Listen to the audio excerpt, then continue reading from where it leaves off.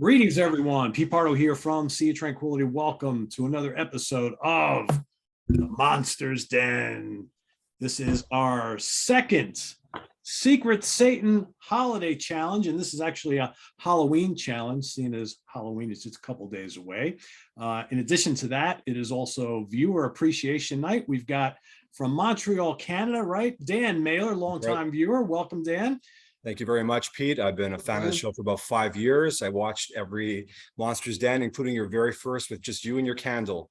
And wow, it's an honor to be here. Nice. I miss that candle sometimes, but you know, We had a lot of good times. I know. The candle was with us for like the first year of the show. It's like, oh well, I'll bring it back one of these days. So now you evolved to like 9 people. Look at this. No candles. Exactly. We all have electric. So for those of you watching and maybe didn't catch our original Secret Satan episode, this is how it goes. So for some of you who maybe work in corporate America or corporate wherever you happen to live in the world, in a lot of companies, they do this thing called Secret Santa around the holidays, or at least they used to. I don't know about anymore. And basically everybody would get paired up with someone and you would buy them a gift for Christmas.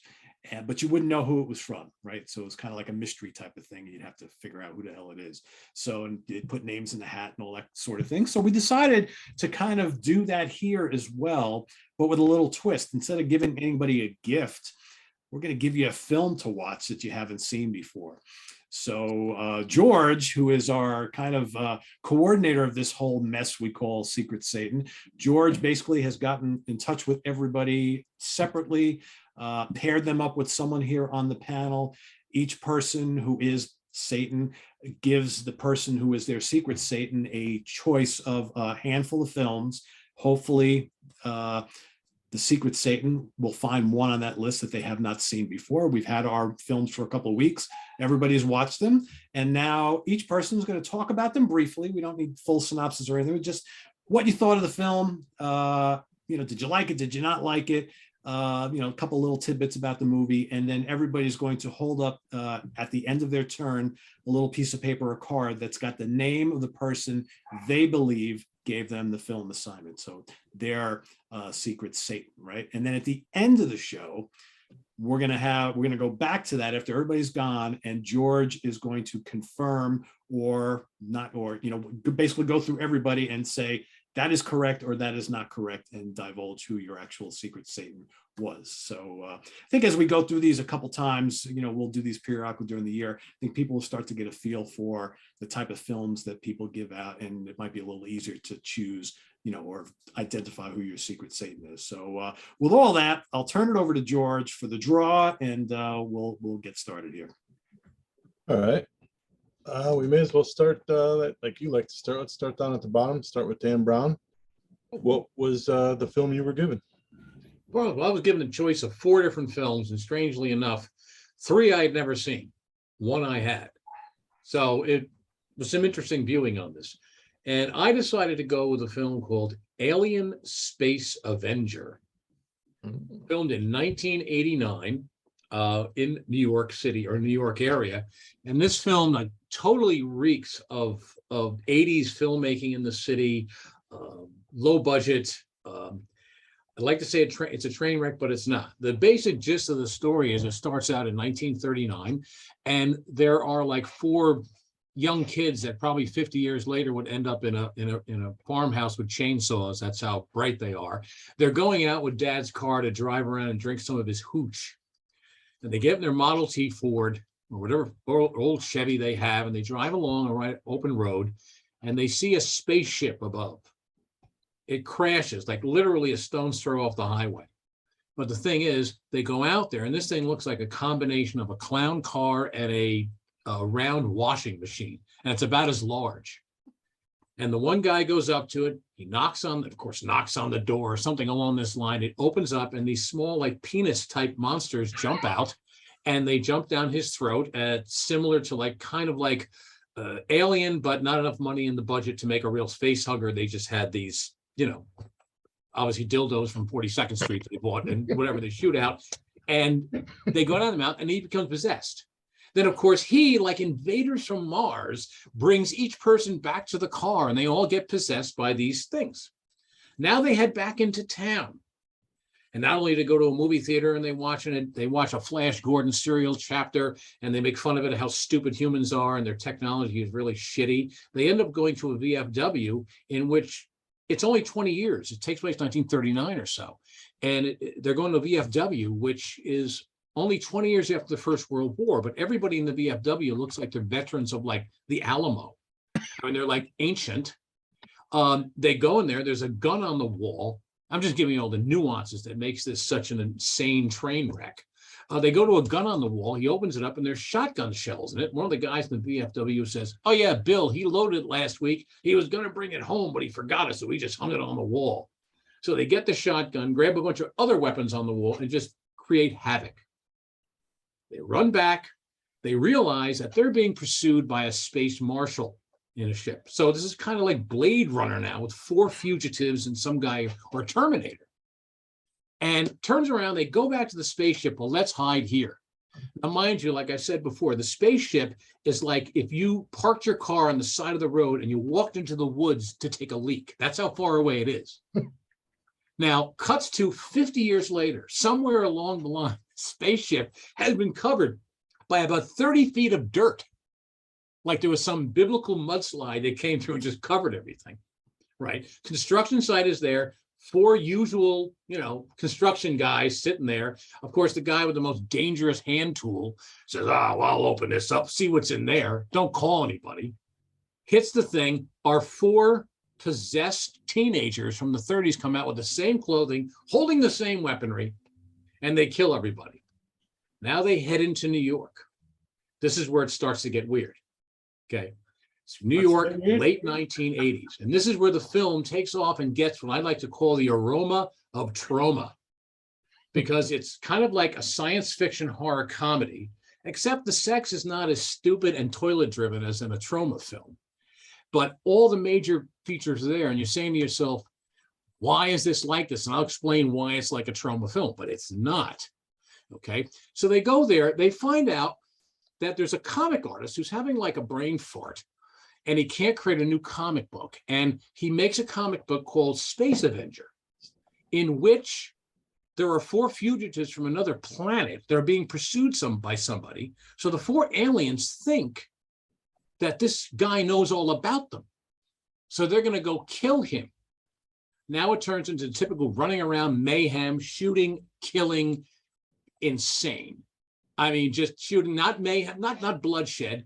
And they'll finally, at the end, the comic book guy has somehow managed to publish four complete issues of this comic, like in probably a week's time, which is another absurd point in the film, complete with covers. And the girlfriend of his becomes possessed, or is walking down like 42nd Street by the library at 5th Avenue, and she sees one of these penis monsters, little penis monster in the middle of the street. It jumps up, goes down her throat. And the great thing about this New York film is very much like New York. Here she is gagging on this flying dildo, and people just walk by and pay no attention. This is New York. That's the New York I knew and loved, right? So anyhow, she becomes possessed by the Space Avenger, the real one, who's hunting the 4 aliens. One thing leads to another, big gun battle, shooting. The end, the aliens are gone. The alien leaves the girlfriend's body. The comic artist, who has no more items to write, no more comics to write about it, him, walk off into the sunset together, happy as can be. Now, you're probably going to think I hated this film. No, I thought it was a friggin' hoot. It was just so out there, so absurd. And like I said, it's very much like a trauma film, but it's not a trauma film. But the director of the film started as an editor at Trauma. And he ended up directing Toxic Avenger and Class of Nukem High. So he went off and did this film in 1989. So it's got all the usual, and the greatest thing about this film, and the most tolerable thing for me, is all the location shooting. It's all throughout New York City. Times Square, grindhouse theaters, the old Tunnel nightclub, filmed inside there, which is amazing. They got in there and filmed probably for like free publicity, or they had like a promo party Or then again, the tunnel was such a huge nightclub. It's literally an old train tunnel. So you could have been filming the movie at one end and they could have been having like, I don't know, oil wrestling in the back room and nobody would have known what was going on. It was so far away. What was the name of this film again? It's called Alien Space Avenger. And it's, you know, what do I say? It's like, you know, the director, like I said, he did these films. The actors, some of the actors from Trauma films, it's, you know, and the great thing about it in this film also in the location is it's 42nd Street Grindhouse, and there literally is, they walk by the old Roxy Twin Theater, which was right around the corner from Broadway. Now, it was known primarily in the 80s of showing 4 Kung Fu movies for $10.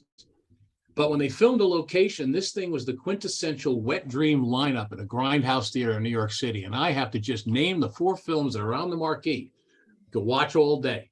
Vampire Hookers, Dolomite, High Riders, and finally Ruby, which was a low-budget second-tier Exorcist. And when Ruby, then there was a film called Abby. Ruby is even cheaper than that. So this was like a quintessential Grindhouse lineup. It's fabulous. It's just fun. I had a lot of fun with it. One-time viewing. I felt like I wasted less time, or I wasted more time watching the last Halloween movie. This, at least I can't say I'll never get that time back. I may never revisit this stuff, but it was fun. It was a hoot. Final thing about it, it's got some cameos in there from people who started in Trauma. Dayton Cali, who played eventually, he was Charlie Utter on the Deadwood series, Bill Hickok's sidekick. He was also the sheriff in Sons of Anarchy for 7 or 8 years. He plays one of the creepy guys in the VFW. But not only that, he was also a production assistant on the film. So which means he started his career at Trauma like many people did. Porn actor Jamie Gillis is in there playing what? A businessman carousing 42nd Street looking in search of hookers. What a role play that was. And the interesting and the most tragic story is that the lead actress named Gina Mastro Giacomo, who the next film she made after this was her debut, was she played Ray Liotta's coke-sniffing mistress in Goodfellas. Oh, she died. Yeah. Yeah, and she went off to do like Seinfeld, The X-Files, Jungle Fever. She was pretty much on the rise, and then she died. It died from like a rare heart virus when she was like 39. But a lot of fun. And I just have to give a quick quote by critics about the film that were written about it. And I'll explain where I came up with this magical stuff. And this was not on a Google search. It's the real Halloween story with this. Joe Bob Briggs called it Bonnie and Clyde Meet the Terminator. Joe Bob says, check it out. The other one was Leonard Maltin, a great science fiction adventure yarn. Now, where do I know this from? I did not find this on Google. And the real Halloween story about this is that when George gave me the titles that were given to me, I looked around and I said, you know, I'm looking on the internet and all of a sudden I see a VHS box and I go, I've seen that before, right? Well, yes, I did see it before. I saw it in my collection of videos.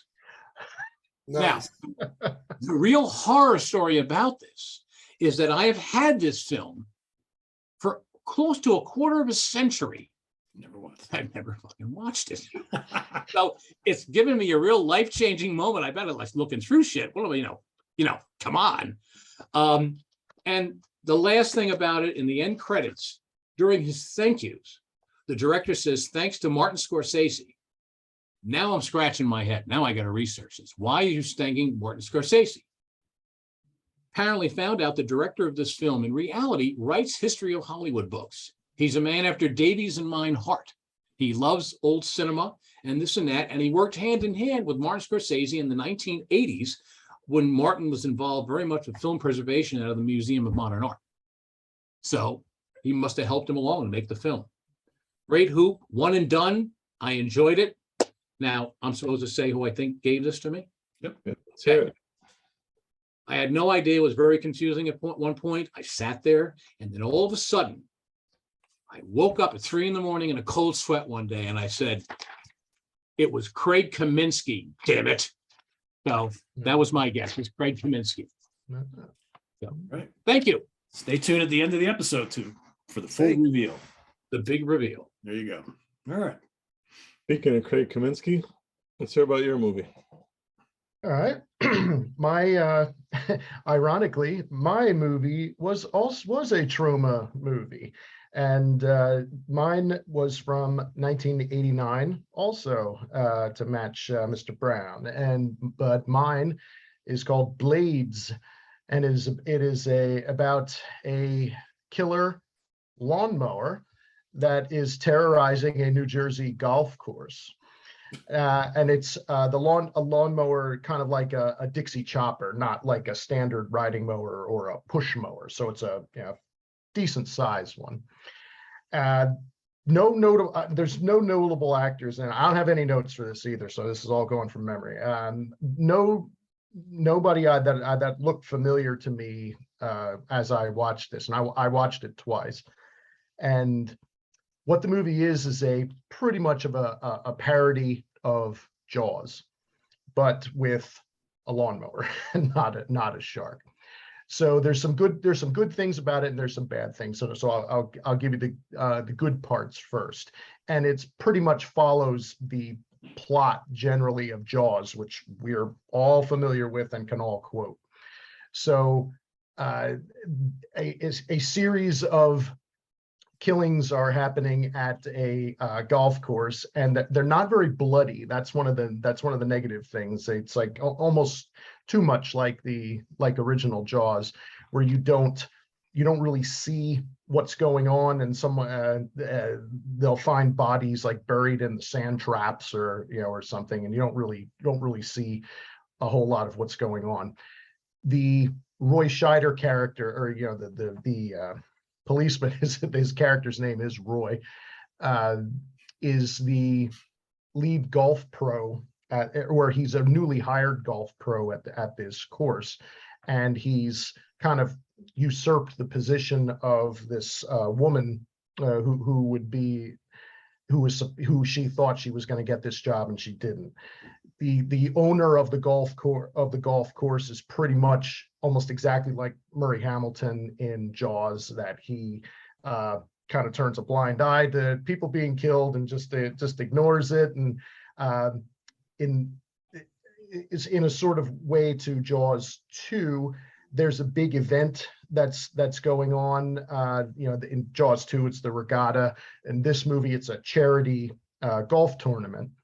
So no, we cannot cancel this golf tournament or what have you, for no matter what's going on. The sheriff who's supposed to investigate is totally incompetent, and the final thing that happens before, again mirroring the way Jaws is, there's like a young boy who gets killed, and finally the lawnmower comes out, and they're playing sort of like the John Williams music, sort of, but as the mower's going around, and there's a mysterious groundskeeper who keeps showing up at a few times. This is the Quint character, who says he kind of knows what's going on, and he'll find like puddles of oil, and treating it like blood, and he'll like, it's a thicker grade. I think it's coming around. I mean, so some of the parts there's some silly and funny parts. The funniest parts I thought were, again, mirroring Jaws. In Jaws, where they capture or kill the tiger shark, and everybody's huddled around it, thinking that this is the shark responsible for the killings. In Blades, a tow truck appears, just a standard tow truck, and hanging on the tow truck is like a lawn boy tractor, like a standard push mower you'd have in your yard, and it's hanging there like a trophy. And everyone's like, oh, I think we got it, and of course a woman in black shows up and slaps the face of Roy and says, you knew there was something out there, and you let it kill my son. And so while the tow truck drives away, all with with like a toro, hanging off of it. Later on, then they, just like in Jaws, it's like, well, let's cut it open, and whatever it's eaten, it's bound to still be in there. So the lawnmower's hanging in a shop, and he takes a he takes a knife and he cuts the bag of the like you were doing it on time. He cuts the bag of the lawnmower, and just like leaves and grass clippings are falling out, along with like a Playboy magazine, comes out, and so I mean, that was funny. Finally at the end, they have to get the Quint character, who was a former groundskeeper, and the two golf pros, to go out to hunt the killer down. As the three of them go on the boat, and on the Orca, and they all go out. In this movie, because it's on dry land, they go into a van, and they have hay bales on top of the roof. And instead of chumming the water, they drive to each hole. And I mean, 18 bales of hay would take up a lot of space. So I'm sure they fudged this. But the one guy was Roy was on top of the van, and every time they got to a hole, a flagged hole, he would throw a bale of hay down that had a balloon tied to it, and to try and lure the mower out to chop up this bale of hay. So he drives around to all 18 holes, and then they go back to check on one of the holes, and one of the hay bales is like it's been torn asunder, and then they'll see the mower a couple times. It's got a couple balloons tied to it from these hay bales. So they even stopping the van at one point when it gets dark. This is when I was hoping the scene would have been better. One of my favorite scenes in movies is the USS Indianapolis scene, and it's like, okay, they have to reenact this scene somehow in a goofy way, and they kind of did, where the Quint character was saying that the mower was his father's mower that he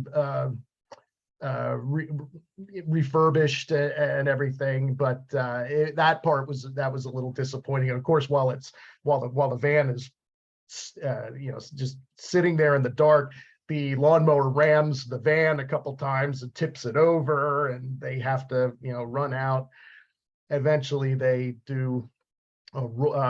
Quint gets chopped up by the mower, and the two, in order to stop the lawnmower, he's like kind of like a washed up golf player. He puts a few balls down and starts teeing off to hit the mower.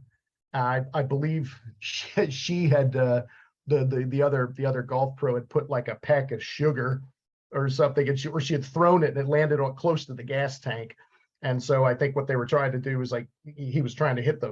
They didn't really make this evident, to hit the ball, to hit the sugar, to go into the gas tank, and that would blow up the mower. Of course, on like the third ball, he did it. He didn't say, "Smile, you son of a bitch," which I just assumed he was going to do. That didn't happen. But then the mower goes into the pond and is ceases to be. So it is there are some funny parts in it. Some of the negative parts, it wasn't. I mean, it said it was rated R, but I didn't really catch any swearing, or there was no nudity, so I was a little disappointed with that. And there were no hot chicks in this at all. There were only a few. The women that were in it were not that attractive, so that took that down a notch a little bit for me. And just the overall, there's no problem with doing a parody of Jaws, but I figured, with such a stupid premise, of a runaway lawnmower, go balls deep and make it just completely ridiculous then, and make it more. They kind of played it straight a lot of times with some of the lines, with mimicking it from Jaws. So I just figured, why not just make it even more ridiculous, like the movie, 15 or so years ago, Rubber, a killer spare tire. That's such an idiotic premise, but it's like, but at least they went all in on it to make it as ridiculous as possible. I kind of wish they would have done that with with blades, but still there were enough funny parts in it. The parts that I said with the, hanging up the mower, I did laugh. Both times I watched it, I was laughing at that, and just knowing everything, comparing it to Jaws. So yep, that's pretty much it for that. To be honest, I'm not even sure which Satan assigned this to me. I was given a choice of 3 movies, one of which I saw before, the other 2 I hadn't, Blades and another movie I had not seen. So and I wrote this before we started. I'm not sure, so I am going with Dan Brown with a question mark at the end. I'm not sure. My name with a question mark. Yes, I'm not sure, but that's what I'm going with. All right. How about you, Davey? Let's hear about your film. Okay, thank you. So my film, here's a picture of it if it shows up at all. No, it's not going to. Don't worry, you're not messing up. You might catch a little side view there. It's called Malibu High, and it's from 1979. Pete, you said you wanted a few tidbits about it. There ain't much in this apart from tidbits. That's all you get. Whoever put the idea of let's have some Halloween goodness, there's no even pretense of this being a remotely horror-based thing or anything like that. It's purely exploitation sleaze. And Vinegar Syndrome released it on one of their lines that have got a name like, sleazy 70s. And you're like, just reading that makes me want to. The plot of it doesn't exist. We don't need to go into that. But no, the very basic story. How are the tits, Davey? How are the tits? Come on. Yeah. Right. Okay. Believe me, we're going to go into You get any beaver shots or what? I want to know. There's nothing but tits, Chris. So Does your disc have a slip cover? I'm going to have to go into the tits, right? We're going to do the tits. Don't worry. The tits are going to have a big section. Tits. So, tits open the movie. This 18-year-old girl gets out of bed and pulls off her bed cover, and she's already naked. This is how the movie starts. This is setting the tone. It's not. This isn't your art house opening where it's going to pick up from there. She is. I say Chris Allo gave you this movie. Let's see, shall we? Can I make that guess? We get offered 3 movies, as the guys have alluded to. And to quote the old knight from Indiana Jones and the Last Crusade, he chose poorly. This was just a disaster from start to finish in terms of filmmaking and in terms of what it is. It's not even a good example. I mean, the cover looks like a kind of Porky's thing, but it's not that at all. It is this bizarre porn for people that can't handle real porn is the only way I can describe it. It's this girl is she's not getting any money. She's failing all her classes, so she decides, well, what do you do then? You obviously become a hooker and you sleep with all your teachers. That's the plot for the first hour of the movie. Sleep around, make it count. Sounds I guess. good to me. So that's it. That's the plot. Okay, right. So, but again, why wouldn't you just watch porn instead of watching this? Right. So there's nothing going on with that. And when you say it sounds good to you, watching this young woman, and this was one and only acting credit, getting pawed by 60-year-old men with hairy backs. No. Yeah, it sounds good to me, Davey. Yeah, if you like the hairy men, it's up to you, Chris. Man. Security footage. Stop that right now. You can Crash with the Chris thumbs up, right? Yeah, with I'm sold. all those 60-year-old hairy back men you can enjoy. Every single time she faces a conundrum, her answer is to try and sleep with it. So it's a bizarre film. I've no idea why anybody would watch it instead of watching actual porn, because porn at least would give you the other half as well. This is just boobs the movie, tits the movie, breasts the movies, breasticles, whatever you want to call them, it's all in here. But it's the same tits over and over until. Oh, it's the same girls naked over and over. You don't get fresh. Yeah, tits? yeah. There's only this one girl who just. You need fresh tits. That's what I'm saying. You don't even get the variety of a porno, Jamie. So you know we need to punish this film for not having variety of nudity. But she goes into her one of her meetings with a John. I guess that's the term, and she kills the guy because he comes on too heavy. And her new pimp, or second pimp, says, "You're pretty good at killing. I'm going to hire you to now be a contract killer." But of course, that would take away the nudity if you did that in a kind of interesting way. So the only way they can now do it is she's still just a hooker, but in the middle of being a hooker, she'll take her top off and then just shoot the guy in the face.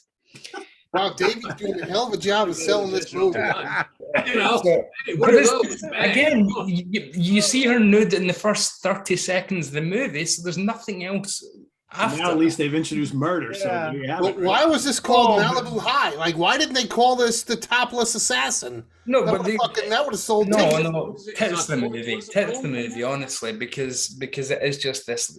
The start of the movie, I think her name's Jill Lansing, but it should just be billed as Jill Lansing's tits. That's who should be listed as the start. And if you see the Because- same tits over and over for 90 minutes, it's I like think Joe being Lansing married. has her on his IMDb page, I think. Yeah, almost the camera kind of pans down and you miss half her face because it's just concentrating on her chest the whole time. But there are some funny elements in it. They're not intentionally fun. You know, it's all because everybody involved in this was a complete and utter useless twat that shouldn't ever be allowed to work in proper filmmaking. But some of the dialogue, geez Louise. I mean, this high school dropout girl, she's told that she's going to have to pay $20 for a bag of weed, and she says, "Who do you think I am, the late Howard Hughes, huh?" Because you know that's how girls talk. What? You've got the pimp, the first pimp, who looks exactly like Sean Penn. So you know that was kind of weird. I was like, what an interesting role for Sean Penn to take on. But no, unfortunately, it's not Sean Penn. Oscar winner Sean Penn was not involved in Tits the movie. But he's got a bizarre bit of dialogue where she says, have you got any good stuff? And he says, is Raquel Welch stacked? And you just say, oh God. The more he talks about this film, the more When we're I not seeing her with Jill Lansing's tits, we're talking about Raquel Welch's tits. Or we're seeing a 60-year-old man's saggy tits because, you know, he's taking, you know, these overweight teachers that she's having to just to get good grades. There's no redeeming features in this film whatsoever because, again, you've seen her naked in the first 30 seconds of the movie. no mystery. So you've done everything. It would be like, in horror terms, showing your best kill at the start of the film and then you get nothing left to go to. That's what I was saying. It's like being married for 90 minutes. This film is going to be sold out by tomorrow evening. I was just going to say, I may have to get on there late tonight. Okay, folks, How did you watch you it? may think that. You may think like I'm a- watching it right now, actually, as we're speaking. I guess. honestly, go on to Pornhub. That's fucking free and it's better than this shit. I mean, the assassin stuff could be goofy and fun, but it's not. It's played straight. I mean, they must think they're doing it straight, but it's completely fucking farcical. It's absolutely nonsense. There's a chase sequence down, you know, those big staircases that you get like on a beachfront where it's just a massive set of stairs to take you down to the beach next to the cliff. There must be 300 stairs, and it's the worst chase scene ever because they know if they fall, they're going to fall down 298 more steps. So it's the slowest high-speed chase you've ever seen in your life. It is pathetic. There's not one redeeming feature in this film, apart from the first 30 seconds where you do see the breasts, and then it's just a repeat in different positions of breast position. That's it. It's different views. So yeah, I mean, if you've got a parental lock on your computer and you're too scared to look at actual porn, I'd recommend it for you. But apart from that, to be honest, this was What's it called again? Malibu Barbie? Malibu High. But I did think to myself, how would I, there you go. And that's not her, by the way. She refused permission to be used on the poster. Oh, really? My tits. Yeah. Okay. Just don't put my So, face. I was thinking, how could you remake this and make it a good movie? And I thought the only way you can do it is get John Waters to direct it and cast Divine as our 18-year-old protagonist, and get Divine tits in there, because that would have made this absolute. Is that from the Vinegar Syndrome? Was it sold out yet? Is it available with the slip box? The slip cover is sold out, Dan. I did check that. Unfortunately, the slip cover has sold out, but Vinegar Syndrome have still got this in stock. To the good folks of Vinegar Syndrome, you've released some of my favorite things in the last 10, 15 years. You should be mortified. You should be ashamed of yourselves. You should go home and apologize to your mothers, you filthy fucks. Just watch some Pornhub. I mean, Jesus Christ, that's what porn's actually for. This is just pathetic. This is not. And it's on sale for $22.99. $22.99. You know what this is? This is for the 14-year-olds who can't find actual porn. Like back in the day, they would be able to convince themselves this was a real movie, so get into that. Davey, you're totally forgetting. TNA movies were fucking huge in the late 70s and early 80s. I mean, especially when Porky's hit. Yeah.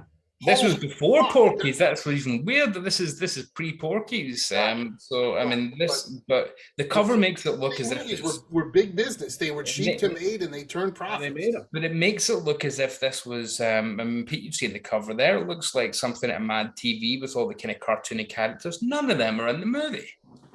That's not the movie at all. It makes it look like a fun farce. It's the most depressing and dull thing ever, where every 5 minutes the director, who I can only imagine is some sleazy old guy puffing on a cigar, just going, "Get your tits out, sweetheart. It's been 5 minutes. We need tits."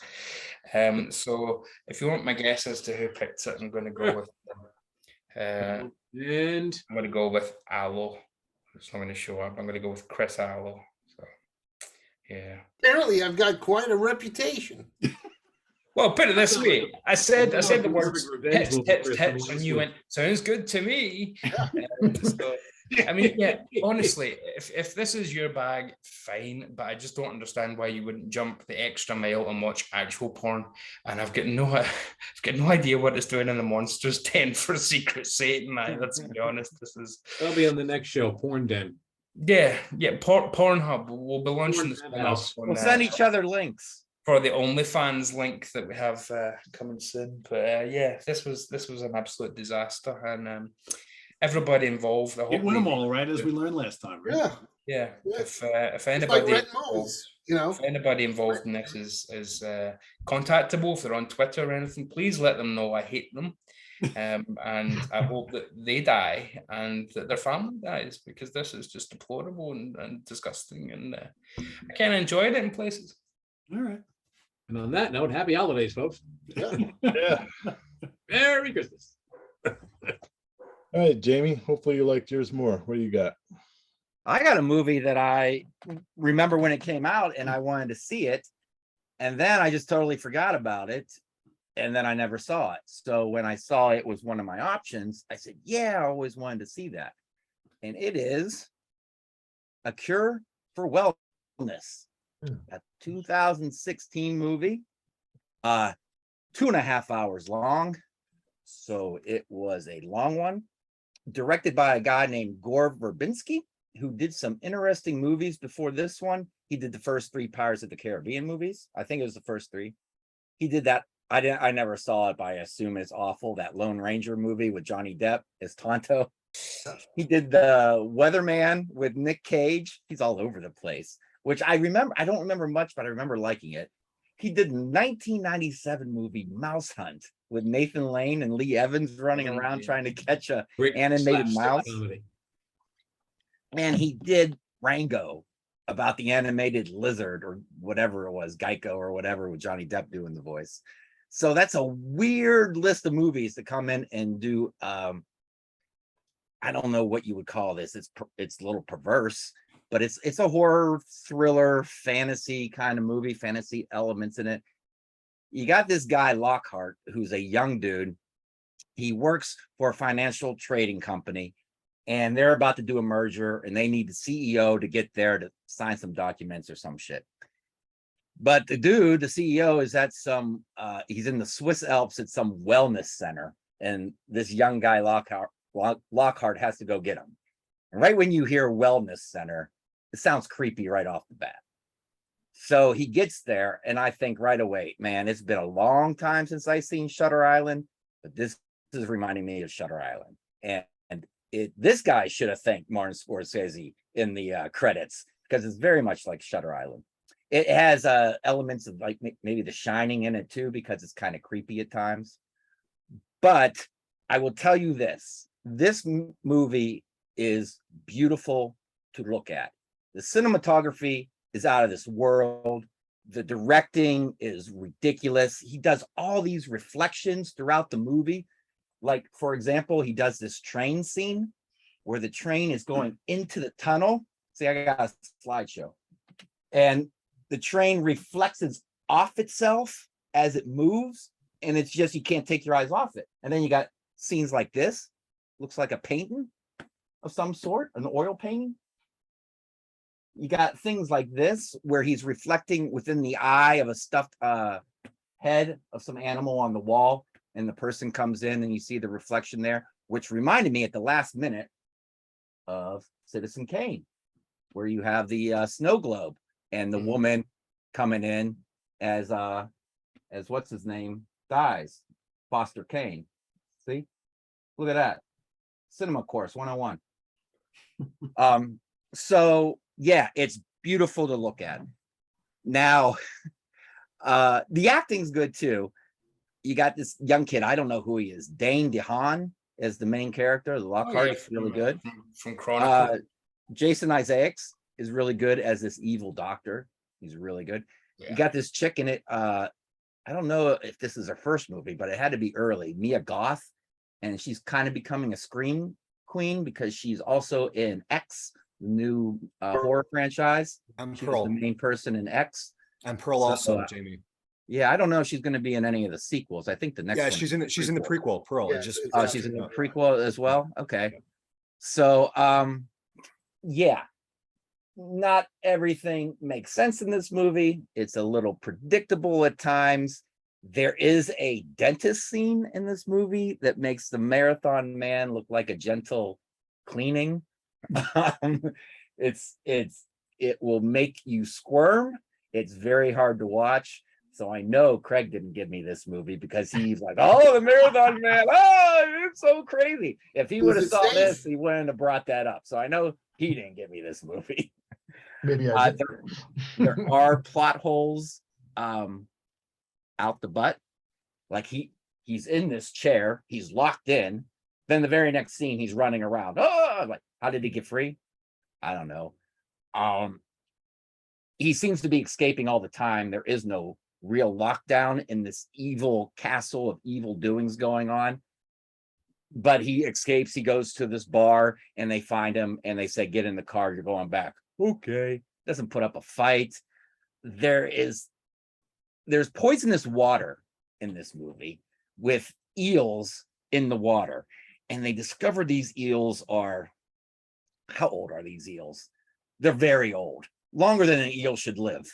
So the water gives life, but it's poisonous in its purest form, I believe. So what they have to do is sieve the water through human beings. And then they get, I believe, I never really explain it. I think it's the sweat that comes out. They pour the water down your throat and then they bottle the sweat that comes out your body. And that's the stuff that gives you long-lasting life. Now, what they do with our poor friend Lockhart is they strap him down, they put a tube down his throat, and they pump gallons upon gallons of water down his throat, poisonous water, with eels.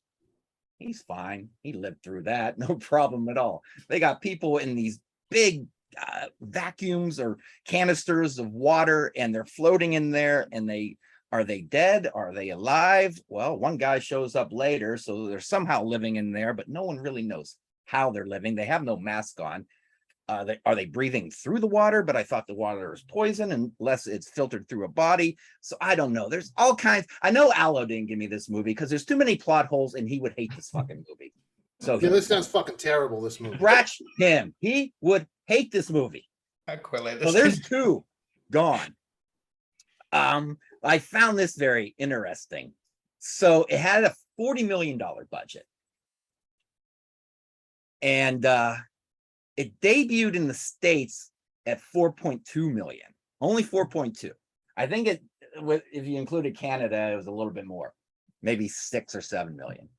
So after dropping to 1.4 million in its second weekend, it was pulled from almost 98% of the theaters. It went down. It went from I don't have my notes here. It went from 2,704 theaters to week 2, 88. It's the largest drop by percentage in the history of film for a movie. So no wonder when I said I wanted to see it and then forgot about it, that's probably why. And then it was the second largest drop in its third weekend at the time. Now it's the 5th. So I find that fascinating. So this crazy eel movie, he's also in this big thing of water to help cure him of what? Nobody really says. And this dude, that's Lockhart, he knows that this place is shady as shit. And they said, hey, we're going to submerge you in this big water, this big vat of water. Okay. What? No, dude, you know the place is shady. Why are you doing that? So the acting and the cinematography and directing makes up for it. Even though it's predictable and even though it borrows from other movies, somehow it still seems fresh at the same time, and I don't know why. And the big ending at the end, I saw it coming a million miles away. I think most people would see that coming. But this creepy ass eel movie, I was thinking about who gave it to me. I know who didn't. And I think it's too new for Pete to give it to me, a little too new. So with the creepy eel movie, I'm going with Dan Brown. And I put Dan Brown's face there. He's a creep. Mark the face. Dan is in the back Okay, we get with it. the eels. So here submerged in that fucking water. So I think it was Dan. Hey, this. Wow.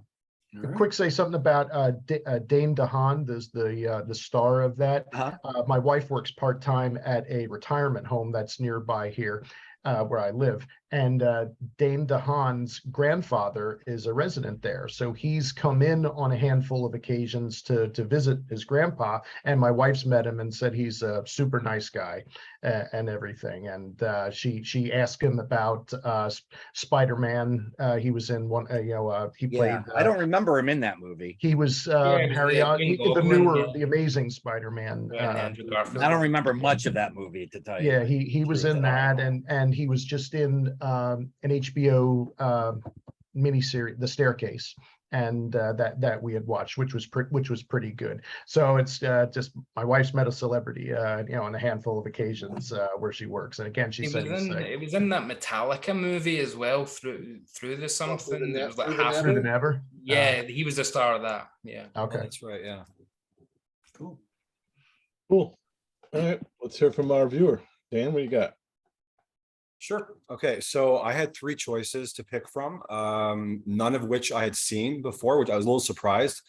Actually, I was happy because I went in fresh, not knowing these movies. It was between Curse of the Doll People, which is an older movie, Brightburn, which is very modern. I hadn't seen that, and Lone Wolf, and I chose the latter. So Lone Wolf is from like 1988. It's extremely low budget. There's no budget at all. Production's very, very low. There's poor excuse for a plot. There's not really a plot at all. It feels like an afternoon, like school special from the 80s. It's very, very bad acting. They must have gone to like a local casting agency and picked up a few actors. They were like reading off of their script like as they were filming it. It was just really done poorly. It has redeeming qualities. It's sort of like, so bad that it's good in that sense. It's comical unintentionally. So there's laugh out loud moments. I don't think they're intentional. Some might They were even going for like a police academy vibe at some point. I'm going all over the place, but I'll give the narrative in a moment. So I was trying to like figure out what this movie, like what it resembles, what other 80s movie, horror movie it resembles. And it really doesn't. I can't think of a single one that I could, and I know almost all of those low budget 80s movies, including the trauma movies. There's absolutely zero nudity at all. So Davy's movie, while there was no redeeming qualities, at least you had tits, as you mentioned. So Chris, you're not going to want to watch this movie at all. Wolf doesn't sound so good. I don't recommend it at all. Already. Yeah, so it's basically takes place in a little town in Colorado, Fairview, Colorado.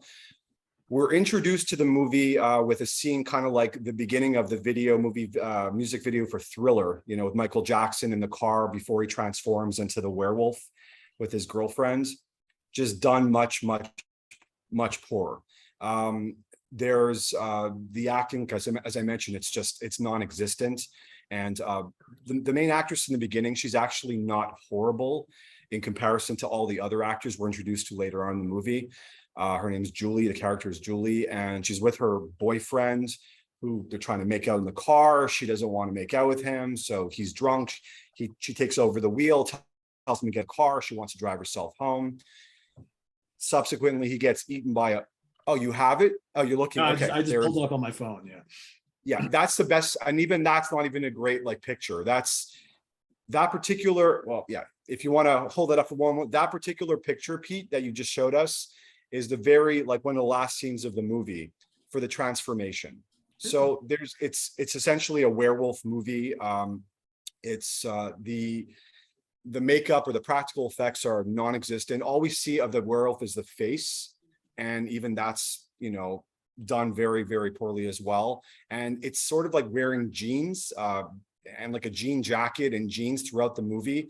Thing is, we don't know what gender it is. We don't know if it's a male, female. One thing we know is we're surrounded by these main characters. They're about 4 or 5 characters. They're the focal point. They're supposed to be teenagers in high school. And I just turned 45. They look my age, all of them, boys and like the women and men. They all look like they're in their 30s and 40s, and they're playing high school students. And they have one class throughout the entire movie. It's like an IT class or computer class. They're learning DOS, and they're in, like, you see them like in the schoolyard. They're like picking on each other as, like, you know, like high schoolers do, yet they're in their 30s or 40s. So it's all over the place, the movie. What we have though, the through line is that there's killings taking place in this small town. And we don't know, people are dying, people are going missing, and we don't know who is responsible for it. We see these individuals being killed from our perspective by this werewolf creature, which is like 7 feet tall. And we just see it's like wearing a really bad, like, you know, mask from behind. It's like a furry mask. And sometimes there's close-ups of the face, which looks okay, sort of like the picture that Pete just put up, but not even that great. And we see like a slash, and it slashes the person. We don't see any blood. We don't see anything at all. So there's absolutely no visual effect whatsoever. And then a good thing about this is one of the characters, one of the high schoolers who's on probation because he has a criminal record. He's living with his aunt and uncle. His parents died. I'll get back to it in a moment because there's a very funny scene that's very inappropriate involving the death of his parents. So he's in a rock band, and he wants to be like a rock star. So he's taking that more seriously than a high school. Looks about 45, as I mentioned. So he's performing in this band, and he's the lead singer of the band. And this actually isn't a terrible band. Like, you're hearing rock music. I mean, throughout the movie, there's kind of like musical score. It's like soap opera music. It's just atrocious. Or elevator music. They can't like, you know, be consistent with what they want to you know, provide us with in terms of audio. So they're trying to like throw everything at us in different types of scenes. It's all choppy and really poor editing. But there's a rock band throughout this entire movie that are performing snippets of songs. And we're like in this, like, you know, like where we all met a month ago at the Chance, a very similar type of, like, you know, theater or whatever. So he's the lead singer, and this is a high school student. And it sounds like Dawkins. I mean, I'm not a massive fan of Dawkins. They're okay. They're not bad. It sounds like early Dawkins, like early 80s when, you know, he could still sing. Don can still sing. And there's at times a little bit of Journey. So like there's about 5 songs. I actually, when I was looking up if there's a soundtrack for this, there wasn't, or at least one I couldn't find. And it was pretty cool. Like I really liked the songs. How to explain it? It was kind of like hair glam, but it gave a little bit more redeeming quality to this movie because there was no nudity, there was nothing at all.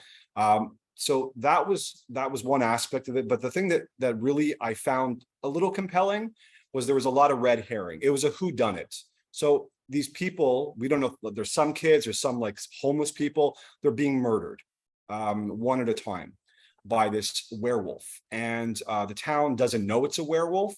But they're suspecting it is because there is a sergeant who just keeps swearing, like he has Tourette's, you know, he's like, you know, fuck shit, just out of the blue randomly. We don't know why, but he just keeps doing that. And he's a little assistant with him. His name is Kaminsky. It reminded me so much of anyone here watched Police Academy. I don't remember the characters' names, but like there was like the little assistant to the Callahan, I don't remember their names, but he was like, they're trying to do like the duo of like you know, Police Academy, which was around the same time in the late 80s. And it Captain was Harris and Captain Harris, yeah. Yeah. And his assistant, the guy with the curly hair. Yeah. I can't think of his name, but they were trying to go for that and they weren't hitting on any level. It was just not funny. The scenes that were funny weren't meant to be funny. Like there's a guy running away from the werewolf in an alley. So there's like, he sees the werewolf approaching him. He's like freaking out. He runs 5 feet away from the werewolf, stops and acts as if he's like relieved that he escaped the werewolf. He just ran 5 feet away from him. And then the werewolf literally slashes him in front of him. It's like, okay, well, what were you expecting? So that's like, it's the writing is atrocious. The acting is horrible. There's this one girl who's sort of she's into the rock band and she's going to see them every like weekend. And she goes backstage and tries to approach one of, I think it's the guitarist. And she says, hi. And he goes, hi. And that hi, it's back and forth about like, for like 5 minutes. That's all they say to each other. It's like, oh my God. I enjoyed it. I tried to enjoy it. I really didn't really enjoy it that much. It was, as I mentioned, there was the music itself was great. The whodunit aspect was good. There was a lot of red herrings. So we're introduced these different characters, these high schoolers, and we think that maybe it's one of them who's responsible for the murders or who is the werewolf. And they're sort of hinting in the direction that's this individual, because whenever there is a murder, that individual isn't like anywhere to be found. So we're thinking, okay, we suspect it's that person. And then it turns out it's not. And then we think it's someone else and it redirects us to someone else. And then we think it's that person. And then it turns out not to be that person. So this is actually the most intelligent thing that has, you know, that they actually accomplished throughout the movie. They're able to deceive the viewer in thinking that there was actually one of the people you really, really believe was the murderer is not, or the werewolf is not. And it turns out at the end of the movie that the professor, it's one class throughout the entire movie. As I mentioned, a computer class. I don't know if it's like night school, because they mention it's night school, but they're clearly there during the day. So it's all, I don't know. I can't put it together. But this one teacher who's actually not a bad actor, Mr. Simmons or Professor Simmons. I don't want to get, I guess I'll give away the plot because I don't really think it's worth watching. But if someone, you know, is upset that I gave away, I apologize. But it turns out it's actually the teacher. So we think it's one of the kids or the, you know, old kids, but it turns out to be the teacher who's responsible for this. And his transformation at the end of the movie. So we see him, there's like a school dance at the very end. I think they're all like graduating from high school. And he starts to be suspicious at the very end. Like we start to like denote that maybe it's him who's responsible for this. And he does the transformation. He becomes the werewolf. And that wasn't bad. So we just see the face transforming. We don't see the body. You actually see the hands, they're becoming hairy and the nails are growing, but even that's done very badly. But his face is transforming and looks just like the picture Pete put up for the cover of the video. And yeah, I don't really, what other notes have I taken? No, like I said, there's nothing really more to talk about. The plot is so thin, there's nothing there. The acting is bad. There's one actress who's kind of looks like Ricky Lake, and she's just really annoying. She's chewing her gum throughout the movie with her mouth open. And I don't know if the boom mic was right up against her, but you literally hear her chewing her gum the entire time of the movie. So I laughed a couple times. There was a scene in a bar where like we never met these characters before, and we're not gonna be with them after this scene. There's about 4 individuals a little bit older, maybe like in their 70s or 60s, 70s, and they're talking amongst each other, and they just start laughing for no reason. Someone made a comment, they started laughing, and they were laughing hysterically for about 5 minutes, very loudly. And then after they're done, you're like laughing at the fact that they're laughing like this. It's just like so ridiculous. You have to see the scene. I can't do it justice. And then as they're done, as they're sort of like, their laughing dies out, they're like running out of breath from laughing so much that they see this guy, the main character, who's the lead singer of the band, the rock band. They see him outside of the bar, like, through the window, the main window. And they say, hey, isn't that the guy who lost his parents, whose parents were killed? And then they all look at each other again and just start laughing hysterically again at that one question. It's like, it was just so, those are the parts that were inappropriate. I'm not sure if they were intentionally made to be comical, that we're going to laugh at something so inappropriate or not, but they were trying to inject humor because there was nothing else going for this movie. As I mentioned, no nudity whatsoever. And that was kind of surprising because this is very low budget, late 80s. This is like the slasher trend, like everyone, unless, I don't know if there was like, might have been some nudity, but they cut it out. I have no idea. I know during that time, like the Friday 13th, they admitted all the nudity, and a bunch of other movies too. I think was it Texas Chainsaw Massacre 3 is around that time too. There was a lot more like violence and gore and nudity completely admitted. So that was my introduction to a movie I'd never seen or had never heard. I've seen a lot of werewolf movies. This was the worst. This was the worst. I don't even know if it's a horror. It's more just, like I said, like an afternoon type of school special, PBS shot on video. Just so bad. I don't recommend it. I feel bad whoever recommended to me. If you do like it, I mean, I'll say who I think it was in a moment, but yeah, this is my first time on this channel and on this show. I've been watching it for a long time, and I could talk about so much. I have history with all horror, but this one, I'm probably not, a good representation because I don't know what to say beyond this, but I'll choose, or I'll tell you, I think it might be who provided me with this gem of a movie. And I want to say I'm torn between 2 people. I want to say Davy, but it's nothing personal. I'm sure it was more just meant as like a troll. I was going to say you could have some of the tits from my movie to liven yours up a bit, because there's plenty going spare. But you're not having them anymore. I'm keeping my tits. Oh. I would have much appreciated, much been obliged of that. Made the experience a lot more enjoying. You guys are making me feel so thankful for my movie. I'm here talking about cinematography, comparing scenes to Citizen Kane, and you guys are like, there's no plot, the actors suck, there's too much of one person's tits. Yeah. Hey, I had lawnmowers in mind. 4 stars. Hey, George, you don't get this in the prog seat, do you? Tits. All right, well, what do you got, Chris? Got to be better than that. Yeah, mine is better than that. I didn't love it, but I didn't hate it. I got a movie called, fuck it, Murder Mansion is the movie I was given. It's from 1972. Let's make this quick because we're fucking an hour, 10 minutes in. It's a giallo. I was excited, but I think it's from Spain. Whatever, it doesn't matter. I was excited because when I was assigned to it, because I love Euro trash. And it's fucking total 70s Euro trash. The only, the plot is very simple. There's like 6 people. A couple of them know each other, and they're traveling, and they get stuck out in the wilderness, and they wind up at a mansion with some broad, and wouldn't you know it, one by one, they mysteriously start to get knocked off. That's it. That's the fucking plot. I'm not going to spend 20 minutes deciphering it. It was fine. The plot was fine. The acting was fine. Some of the broads were really fucking hot, but that's where the problem is. It's a giallo, but none of the broads get naked.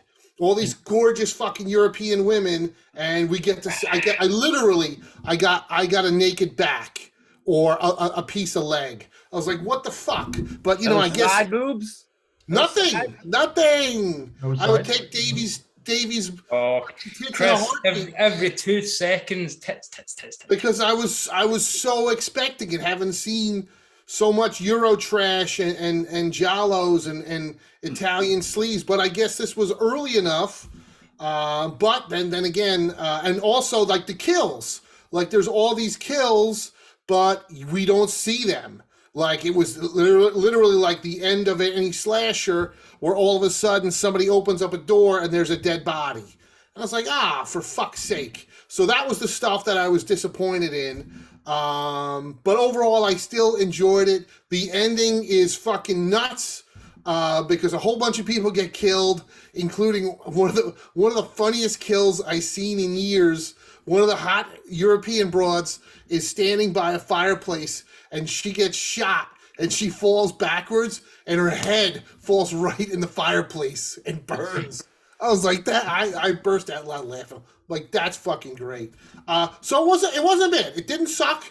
I didn't love it, but it wasn't bad. The funny thing is, and then of course there's a twist at the end because there's got to be because it's Italian, so you find out the people that were doing the murders, but it's never explained unless I fucking missed it why they were doing the murders. Like, okay, we would murder these people like for insurance money, or we would murder these people because we want to, I don't know, take their fucking real estate or revenge for something. But it's never explained. The two people that are murderers are like, oh, our plan worked perfectly. But I'm like, but why? I watched that fucking British guy, the Dark Corners, who's very funny on YouTube, and I watched his review of it, and he didn't fucking understand the ending either. So I'm like, all right, fuck it. But then I did read also, this movie never played theatrically in the States. It was sold straight into television syndication, and it said that when they did that, they trimmed the nudity and some of the violence. Now, the fucked up thing is, when I was looking to watch this movie streaming, I did find a couple different prints, one of which was like shitty and worn and beat up like a shitty old VHS. I found another one on Tubi that looked pristine. So I assumed, since obviously somebody remastered it, that one would be, the uncut version. But like I said, you don't see any of the kills and there's no nudity. So I don't know if there is a more fully uncut version than this. But I enjoyed it, but I didn't hate it, but I didn't love it, and that's my review. Oh, and I think maybe Pete did it because he knows I like Euro trash. Maybe it was an after-school special giallo. It could have been. That's why there was no nudity or no tits. Yeah, I mean, listen, they had really nice backs, but that's about as much skin as I got. So to hear fucking Davey complain about all those luscious boobs. I would have taken them, man, because I needed some boobs at this point. It's the same boobs. That's okay. That's like saying you're eating the same sandwich over and over again. Hey, man, you're still fucking eating. Yeah, if I go to a buffet, I'm not eating the same thing over and over. We lose Dan, I guess. No, I'm here. Oh, there he is. Oh, Dan. Oh, the other one. Where'd he go? Oh, I don't know. Hey, he fell off. I don't know. He's a way to rent Malibu High. Maybe he's going to buy it from Vinegar Syndrome before it sells out. What'd you have, Pete? All right, so I got 1990s Frankenhooker. Oh. Wait, you never saw I can't believe Frankenhooker? you never seen it. Seen Frankenhooker? Holy shit! I agree Never with saw Chris. Frankenhooker, believe it or not. Wow. Dan's back. So I was given, 3 films to choose from. 2 I had never seen, 1 I had seen already, but I have heard of this film forever. I just never watched it. So, basically the plot is it's a total parody of, the classic Frankenstein story. So you got this kind of nerdy guy from New Jersey who has the most over-exaggerated Jersey accent I've ever heard in my life. And he's got, which is really bizarre, he's got this really hot girlfriend who's played by Patty Mullen, who was, I guess, a former Playmate of the Year or something like that. And she's like really hot, really attractive, but throughout the whole beginning of the movie, she's constantly complaining about how fat she is, and he makes fun of her because she's fat. And I'm looking at him like, she's not fat at all. Like, so what's going on? But anyway, so he works like in a power plant or something like that, but he's like a kind of like a boy genius, and he's like a scientist. So he's dating this girl, and he's real close with her father, and it's her father's birthday party, and he makes him like an automated lawnmower, which is why I was laughing earlier when Craig was talking about his film, because that the beginning of this film has this automated lawnmower. And so they're at this party, all these people, everybody's eating, drinking, whatnot, and the girlfriend goes and starts monkeying around with the automated lawnmower, and the lawnmower starts on itself and just starts rampaging all over the place, and she basically stands in front of it, screams, the lawnmower runs over her, chops her into a million pieces, she's dead, right? So that's the beginning of the movie. So he's, you know, he's upset about it, whatever, but he starts thinking, well, I'm a pretty smart guy, I'm messing around with all sorts of cool stuff in my little secret laboratory and whatnot. What do you think he's going to do? He's going to try and put back together the lost girlfriend, and see if he can create, you know, her fresh and new once again. So then he, of course, in typical Dr. Frankenstein, he's going to go out and find body parts and things like that. And he decides he's going to try and get some prostitutes, maybe. So he invites a whole bunch of them, gets them to come to this like hotel room. He comes up with this thing called super crack. This whole movie is just absolutely nuts. And all these prostitutes are hanging out in this hotel room with him, and everybody's getting loaded and everything like that. They find the crack. They all start doing the crack. The crack actually makes your head explode. So there's this whole great scene in the hotel room where all their heads are exploding all over the place. So he's got body parts everywhere. So he basically goes and puts together and creates his Elizabeth, I think her name is, his girlfriend, together, stitches her together, all these prostitute body parts. There's hilarious scenes all throughout there. One of the funniest scenes in the whole movie for me. A lot of the prostitutes have a pimp, and he's in one of the scenes, and he's like, you know, he's all pissed off that things are happening to his hookers and whatnot. There's a scene where one of the hookers' heads gets thrown at him and knocks him right in the head, knocks him out. It's absolutely hilarious the way it's done. It's a really cheap movie, really low budget, but the gore is hilarious.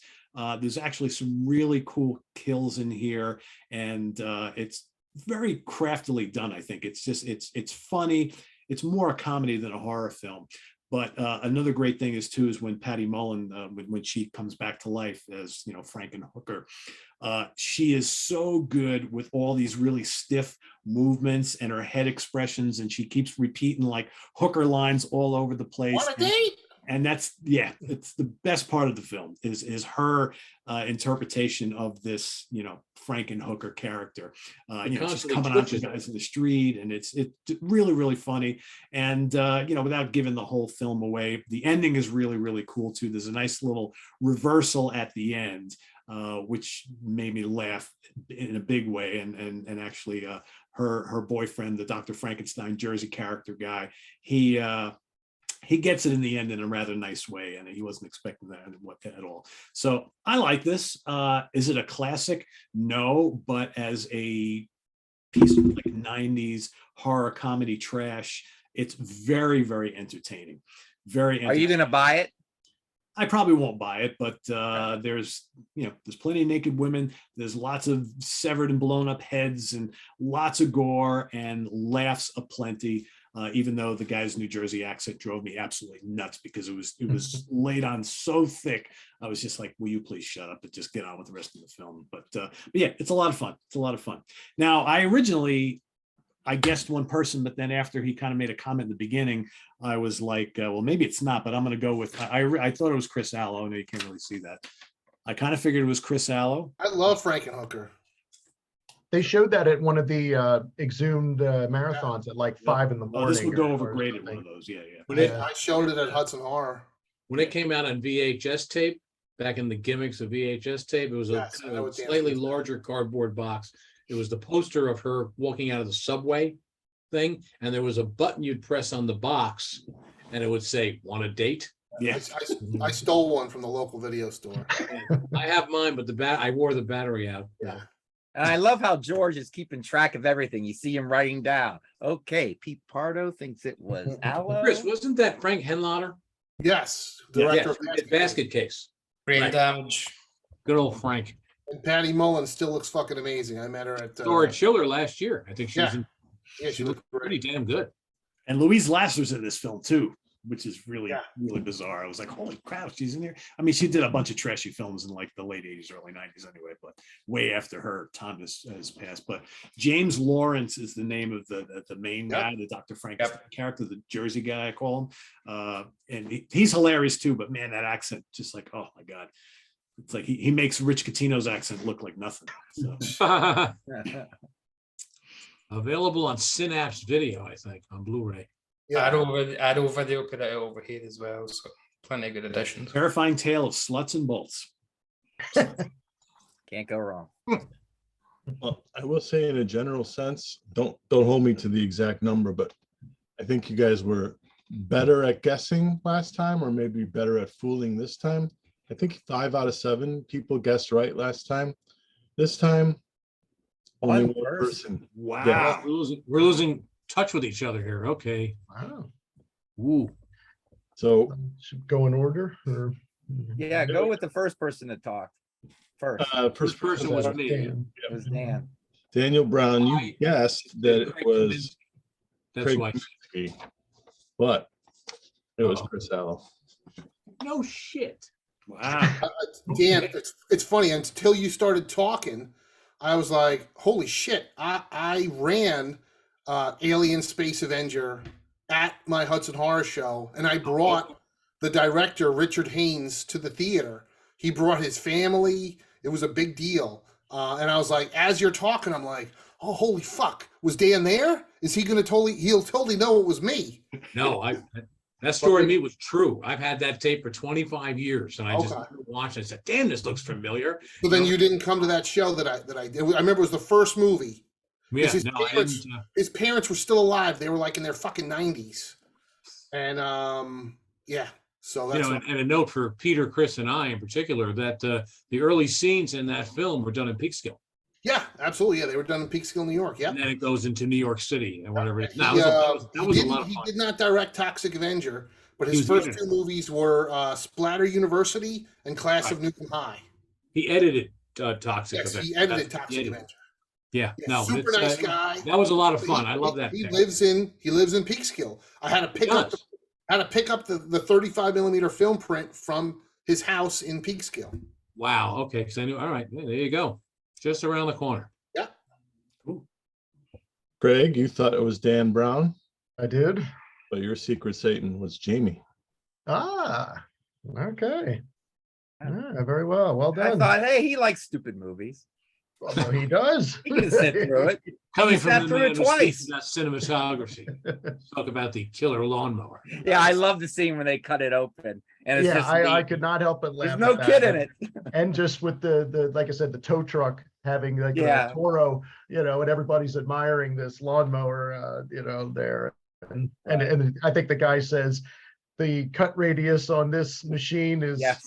3 inches less than the cut radius that killed those people there. So yeah. Have any of you guys seen Blades? I've always wanted to. I've never seen it. That's just like, yep. It's worth. That's on my to-do list now, I guess. I was actually thinking when Craig and you were speaking, I was thinking of Deathbed, the bed that kills from the mid 70s. Have you Oh, have you okay. seen that?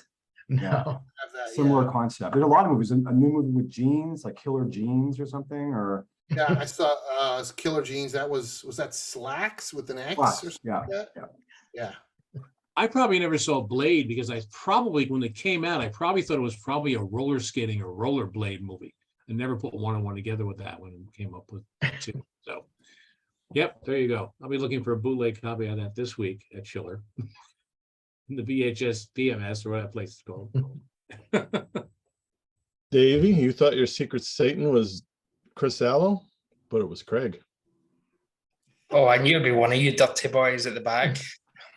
Well, if it was a 50-50 toss-up, you should be going to church, son. You should. But no, all right, now hold on. Now, I- where I got this movie was from this great book called Teen Movie Hell.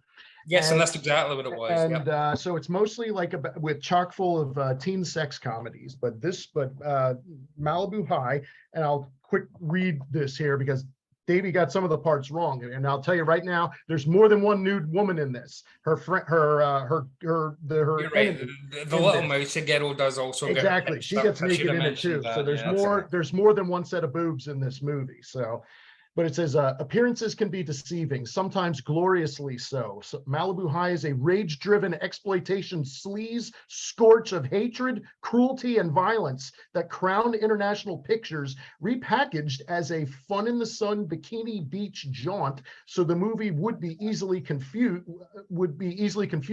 with their popular teen frolics such as the Pom Pom Girls, The Van, and Malibu Beach. The Van's a great movie. Make no intentional, easy to make mistake, though. Malibu High is an entirely different beast. In her one and only movie role on record, Jill Lansing fire breathes every moment on screen as high school seniors Kim, one of cinema's ultimate hair-trigger psychotic female anti-heroes.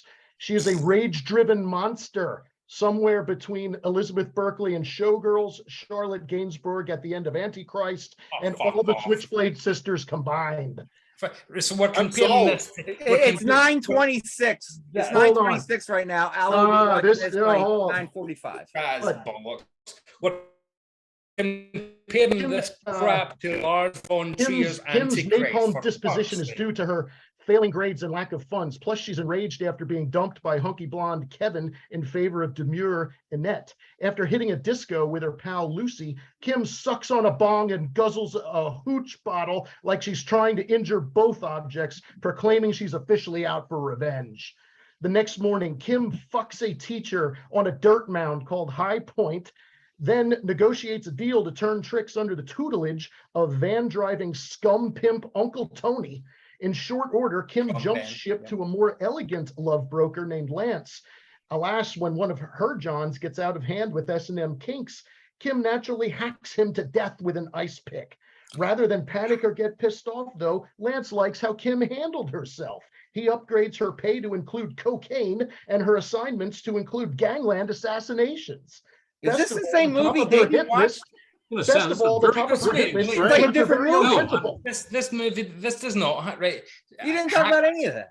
Hacks, right? That sounds like there was a scene where this girl takes a fucking axe. And last here, What she does is she just stabs him in the last back. year, the climatic chase scene in which the entire surviving population of the film hunts Kim down on a beach is set to Alan Tew's sizzling percussive instrumental, The Big One, which is better known as the theme song from The People's Court. I gotta see. In the case Pete, of I Must swear, See, I think I have this movie on DVD and Blu-ray, but I've never watched it. in the case of must-see off-the-rails motion pictures based around teenagers, Malibu High comes up guilty on all charges, including a few that haven't been invented yet. Craig Kaminsky rests his case. Yeah, wow. I think impressed. I think guilty on all charges is probably what the writer and director were found later on, the perverts that they are. I mean, the film was just an absolute disgrace. It's an abomination. Why I corrupted Davey from across the pond. You have to come and see this. David, He's you been corrupted. actually undersold that movie horribly. Okay, I'm No. I gotta watch it now. That oversells it. This will Trust be me, watching that it at midnight oversells it. tonight. Yeah, I gotta Yeah, I watch it. know. That is a on That's YouTube. massive. It's like on a YouTube. Crown That's what I International watched. pack, and I could swear I have that Vinegar Syndrome Blu-ray. That is I a never watched massive it. oversell. Everything that Oh. review says is exaggerated beyond all belief. There is no hacking. She doesn't go on a killing spree. You just see like her and then shooting into the distance, and you see a guy falling over. That's it. She's not some great assassin. It doesn't turn into a Red Sparrow or something. It's an absolute disgrace. And that review, that book, that should be burnt. That should throw that in the fucking. I gotta watch it now just to see what Yeah, side. yeah. It's on YouTube. Sounds like these two guys watch two different movies. It's on YouTube. That's where I watched it. Yeah. It's All right. worth a next. revisit. All right, who we got next? Jamie, you thought yours was given by Dan Brown, but you got the wrong Dan. The wild flattered card. Just to preface it, Jamie, to preface it, I'm actually not a massive modern horror fan. I'm classic like all you guys.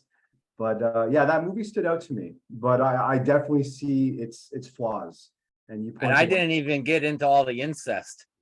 in this Yeah, movie. yeah, that was the twist at the end, but which you left out, which kind of made it kind of even more interesting. But no, it was a good movie. I did enjoy it thoroughly. Yeah. It stays with you. It's disturbing. Apart from saying it's the worst werewolf film you've ever seen in your life, you enjoyed it. No, but I'm That speaking. was Jamie saw Cure for Wellness, which Cure was for the Wellness. one I chose for him. Oh, yeah, yeah. I don't know who picked the Right. werewolf movie for me, but we'll find out soon. Gore Verbinski did The Ring as well, didn't he? The remake of The Ring with Naomi Watts. Oh, That yes, was I right. think so. Yes. And there is Yeah. a scene in here that kind of looks like the ring. Isn't that like a lid going over a well with the actual Yeah, ring is? yeah. There's a scene kind of like that with something going over. You're that and right. you He see did the a weird reflection of the career, light. like not very good, but very weird career. Did you like that deer scene when the deer crashed into the car, Jamie? And he was Yeah, about to- I that know was it's a fake intense. deer, but I still feel bad for that CGI deer. Yeah. I cried CGI tears. That movie intrigues me. It sounds like something like a Kafka novel. It's just so bizarre. Kafka meets. There's things to I saw it enjoy before there. too, but some years ago. Yeah. I had heard about it, never saw it, but another one for the list. There you go. Maybe I have it on VHS somewhere in a box. I don't know. The check. It's 2016, Dan. Yeah, it's too new Okay, for no, that. I Dan. doubt it then. No, that's what no more VHS then. Dan, you thought Davey was responsible for your werewolf flick, but it was Daniel Brown. Oh, wow. Okay. I know. See, that was like your welcome to the club. So can you give me a different, can you sell me on it, or did you actually enjoy it? No, I sat there and I don't like, the thing is I don't, everyone knows that I like Davey, I like classic horror. So that might be a dead giveaway. Like Peter likes Giallo. So there's certain clues. My thing was like, okay, I got to get something from each decade. And I figured, okay, Brightburn was one of them, and Curse the Doll People, which I find is just classically creepy. But it's not too old. And I said, let me find something in the middle, and not in a million years. I mean, I knew of Lone Wolf.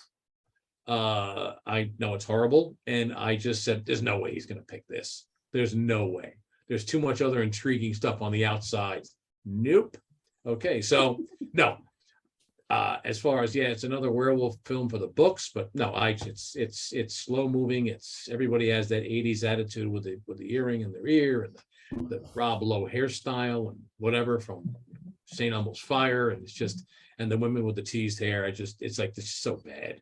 I know. What about the rock band? Was I accurate when I thought they sounded sort of like Dawkins? Would you? Yeah, I mean the music. Categorize As a matter of fact, you're absolutely correct. That song actually got some pretty good, not reviews, but it's like most people will say that the soundtrack is actually not hard to do, much better than the film. So Did it get airplay though? I don't remember. I having don't heard think that band ever. but it's actually an above average considering they probably couldn't afford to get real music. I mean that's what befell. Speaking of werewolf, that's what befell that TV series, The Werewolf, because that first TV series on Fox, they couldn't get. First off, they couldn't get the rights to one band's song, and they had lost the sound. They had lost the audio tracks to the original film, so there's no way to put any new music in there without merchandising right, without licensing rights, and that's why that series would never come out in the States, legitimately, because it's held up one song by a band that kind of sucked, but it was the original soundtrack. So this place, they probably constructed their own music, and they didn't. Maybe it was a rock band that just had no place to do videos, so they made a movie.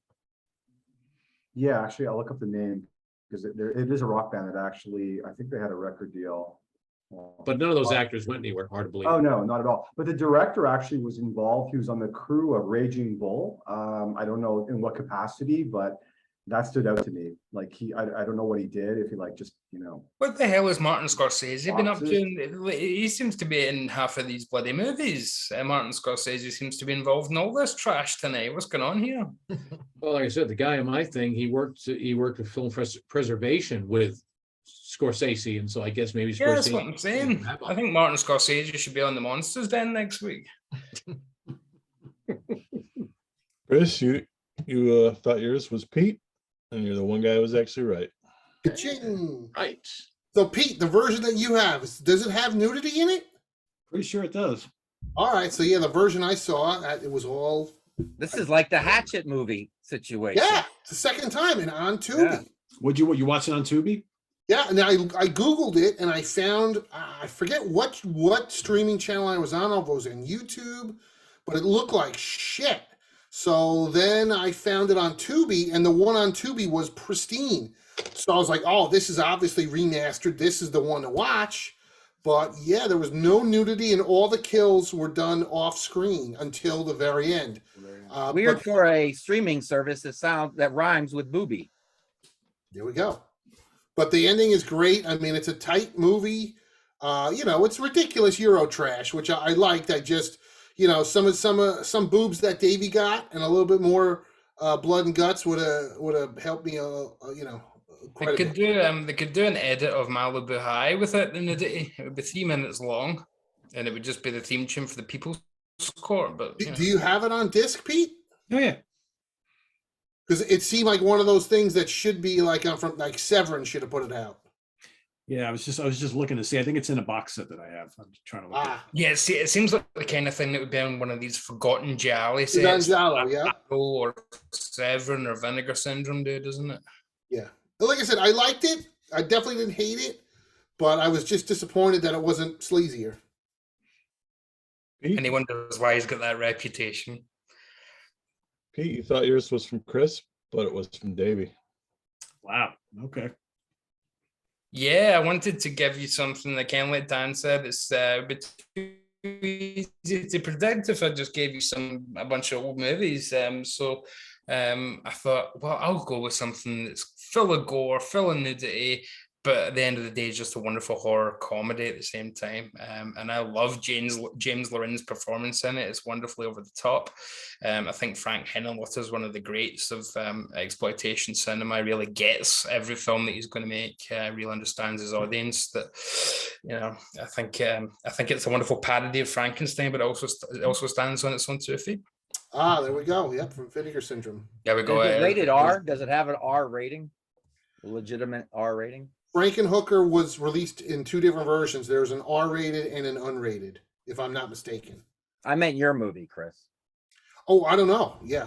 Giallo. Yeah, this is unrated, so this is. Yeah. I mean, the version I saw looked great, but there was definitely no nudity. They ain't going to put it out. They probably edited it for Tubi because it's a free channel. You don't have to pay for it. Yeah. But, I mean, I've seen nudity. I've seen nudity, yeah. Okay, so I don't really watch. Here's the Tubi, thing, but Chris. that's- It became a drive-in and late-night TV hit in the U.S. So I'm wondering if you saw the TV edits. TV Yeah, edit. could be. That's because that's what I read, that the TV version obviously had the nudity taken out, but yet it was super clean. It was totally remastered. I mean, it was not, because there was another version on YouTube or somewhere else that looked like garbage. To put But either Steve way, Rogan on the case, Chris. Yeah. He'll find the uncut version. Like a Yeah. Greek pre-record tape or something. Well, there's no way Vinegar Syndrome would put it out if it was the TV version. That would Yeah. definitely be uncut. Yeah. Cool. All right. Well, there you have it. Another episode of Secret Satan. This one is our Halloween challenge. And let us know if you are watching and you've seen any of these films down below. Let us know what you think of them. Or if there's a lot you haven't seen, go watch some of this trash. Come back and let us know what you think. There's some little gems. And let us know if you were better guessers than us. Yeah. We didn't do so well. Let us know if you can recommend a horror movie for Halloween for me instead of just Tits the movie. A horror movie would be nice. Is it Pets or Tets? Well, how Craig described it, it sounds like a horror movie. It's not a horror movie. It's horrific, but it's not a horror movie. I'm gonna dig up my copies of Malibu High. That's all I There know. you go. Yeah. All right. I still love you, Davey. Yeah. So thanks for watching, everybody. This next installment of Secret Satan Film Challenge. Stay tuned next week where Chris and Craig and myself will be giving you a full lowdown on last weekend's Exhumed 24-hour horror-thon. We're going to give you all the skinny on all the films, the whole weekend shebang. So stay tuned for that and lots more. Visit us on the web at www.seaoftranquility.org. We're on Facebook. We're on YouTube all together. All the damn time. Well, thanks, Dan Mailer, for coming on to the show here. Welcome, Dan, to the Monsters Den. And for Dan Mailer, Dan Brown, got to give kudos to George here for helping put all this thing Yeah, together. hell of a job, George George. Lemay, that's right. Thanks, George. George is Jamie the perfect Laszlo, Craig director. Kaminsky. Davey Gallagher and Chris Allo. I am Pete Pardo. Good night, everybody. Enjoy your Halloween in a couple days if you are someone who participates in Halloween. We'll see you real soon here on the Monsters Den. Take care. Woo.